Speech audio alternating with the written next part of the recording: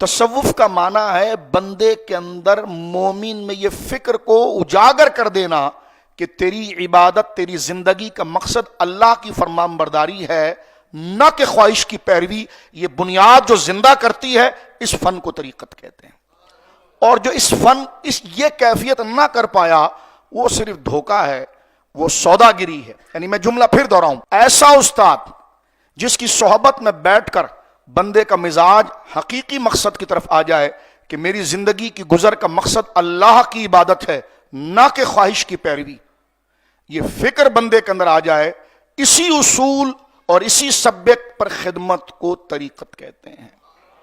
اب اگر اس پر اعتراض ہوگا تو دین پر اعتراض ہے، یہ تو کہتے ہیں طریقت کو ہم نہیں مانتے۔ تو میں نے کہا کیا کیسی عبادت پڑھتے ہو؟ کہنے کہ اللہ کے لیے کرتے ہیں، خیال کو چھانٹ کر کرتے ہیں، خیال ادھر ادھر جائے تو برے خیال کو چھانٹ کر نیکی کی طرف آتے ہیں۔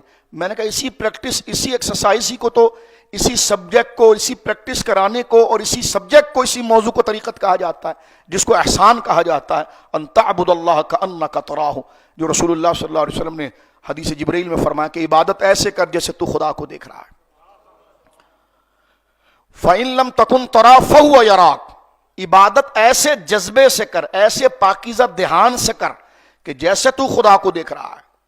اور اگر یہ دھیان تیرا اتنا پاکیزہ نہ ہو کہ اس درجے کا اونچا خیال آئے تو یہ ضرور کر کہ خدا تجھے دیکھ رہا ہے۔ ایک دن میں اور آپ اس دھیان سے نماز پڑھ لیں کہ اللہ ہمیں دیکھ رہا ہے، اس نماز کی لذت دیکھیے۔